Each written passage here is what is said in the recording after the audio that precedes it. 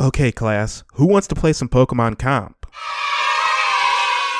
Now who wants to grind for Pokemon Comp? Now, children, you can't expect to play Pokemon Comp without putting in the work. But Mr. Triple Finish, I don't know the first thing about Comp, and it's not like the games do a good job of prepping you for it. That's a very good point, YouTuber. MonitorLizardTV. The games don't do a very good job of prepping us for Comp. But what if there was a way that they could?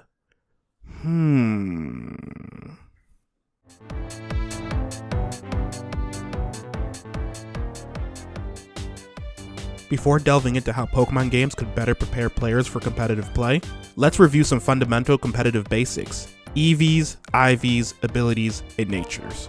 First up, abilities. These are passive traits that Pokemon can possess, impacting battle mechanics or sometimes even interacting in the overworld. Some abilities, like Sandstream, create sandstorms upon entering battle, while others, such as Sandrush, double a Pokemon's speed in a sandstorm. However, not all abilities are as beneficial. Take Regigigas' Slow Start, which halves a Pokemon's stats for the first 5 turns, or Slacking's Truant, forcing it to skip every other turn. Now, let's talk about natures. Natures are inherent traits that influence the growth of 2 of a Pokemon's stats. For instance, a Lonely nature boosts a Pokemon's attack stat by 10%, but decreases its defense stat growth by the same amount. Natures also determine a Pokemon's preference for certain flavors. For example, a Pokemon with the Lonely nature again enjoys spicy flavor, but dislikes sour. With a total of 25 natures, they can significantly impact a Pokemon's performance in battle. Now, let's dive into the more complex aspects: IVs and EVs. These are sets of hidden values that play a crucial role in shaping a Pokemon's growth. They explain why 2 Charizards at level 100 with the same nature and ability can still have vastly different stat distributions. IVs, short for individual values, range from 0 to 31, with 31 representing the best possible value and 0 being the worst. These values essentially indicate the inherent quality of a Pokemon's stats. IVs are determined when a Pokemon is hatched or caught, and are usually unchangeable. Trainers often resort to breeding Pokemon to obtain specimens with perfect IVs. On the other hand, EVs, or effort values, are another set of hidden values that directly contribute to a Pokemon's stats. Each Pokemon can accumulate a total of 510 EVs, with every 4 EVs translating to 1 additional stat point. Typically, trainers allocate 252 EVs to 2 stats, and then distribute the remaining 4 EVs to another stat. Let's take Raichu as an example for competitive play.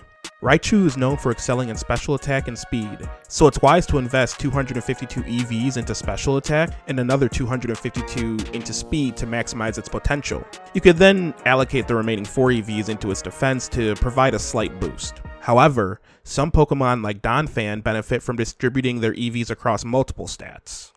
While not essential for competitive play, I'd like to touch on Pokemon Showdown. This online battle simulator allows you to construct teams and engage in battles with other trainers within minutes. It grants you the freedom to select your Pokemon, their moves, and the items they hold. It also has a convenient slider feature, which you can swiftly allocate EVs, making your Pokemon battle ready in no time. A lot of the times, players will test out builds here to see how viable they are before wasting in-game resources to train and build a Pokemon. Now that we've covered these competitive fundamentals, let's dive into how the game could enhance your preparation for competitive play.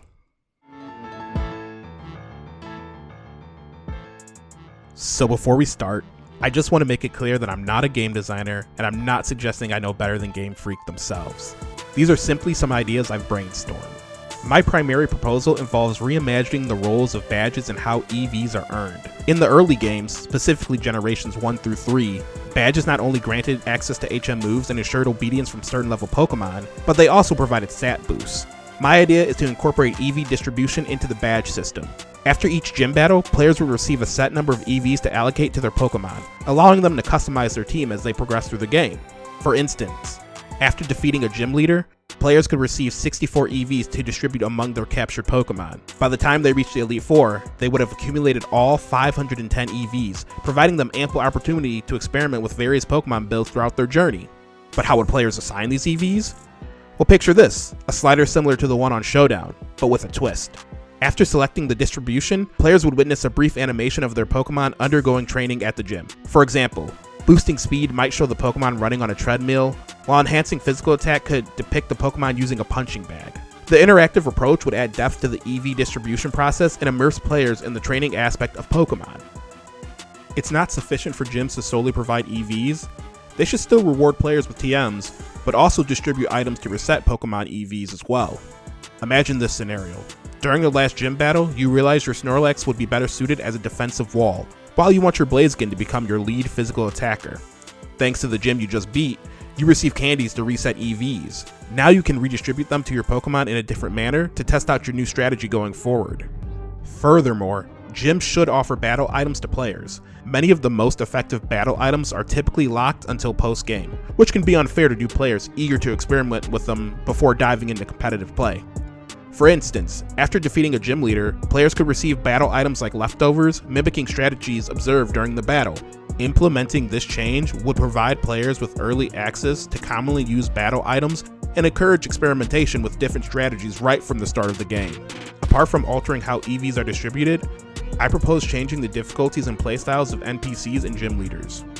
For the first 3 gyms, trainers encountered could exclusively engage in single battles, sending out one Pokemon at a time, primarily consisting of unevolved Pokemon with no EV distribution and lacking strategic depth. This setup would allow new trainers to grasp the basics of Pokemon, including type matchups, the distinction between physical and special moves, and status moves. However, upon reaching the 4th gym, the format would evolve. From this point onward, all gym battles would be doubles, with NPCs encountered on the routes offering a 50-50 mix of single and double battles. NPC trainers would gradually become more adept, employing strategic tactics and utilizing semi-competent Pokemon, a trend that would escalate leading up to the 8th gym. Gym leaders should provide a substantial challenge, making the trainers sweat a little. Their EV spreads would align with the type they specialize in. For instance, the Rock-type gym leader might prioritize EVs in attack and defense, employing a strategy that involves buffing their defense with status moves while gradually wearing down the player with something like Sandstorm. This approach would prompt players to think strategically, forcing them to consider alternatives beyond simply spamming super effective moves. The ultimate goal is to encourage players to construct a competitive team capable of navigating the challenges posed by a gym leader employing advanced strategies. When it comes to abilities, natures, and IVs, I believe Pokemon has found a good balance with its current system. The introduction of items that allow players to modify these aspects means they don't have to endlessly breed for a perfect Pokemon. On that note, I appreciate the addition Game Freak has made in recent generations, such as Mints and Hyper Trainers, as well as the introduction of reusable TMs. These small changes have significantly reduced the barriers to entry for competitive play. With each new generation, Game Freak continues to lower the barriers to competitive play, making the journey into competitive Pokemon less daunting. While there are still areas that could be improved, they are certainly heading in the right direction. Well, anyways, those were just some of the things I would change about Pokemon so that getting into comp would be a bit easier for new players. I gotta get back to my class. I've been gone for far too long. Who knows what they're up to? Alright, class. Who's ready to learn about Azrael?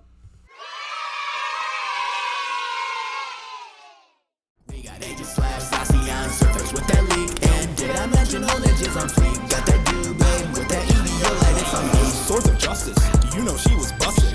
These the real OG swords, that's what we discussing. Oh my god, it's the Swords of Justice. I think Cobalion, Terrakion, and it's Virizion. They stole this name from them because they are ruthless and brutal and dangerous, so stay away.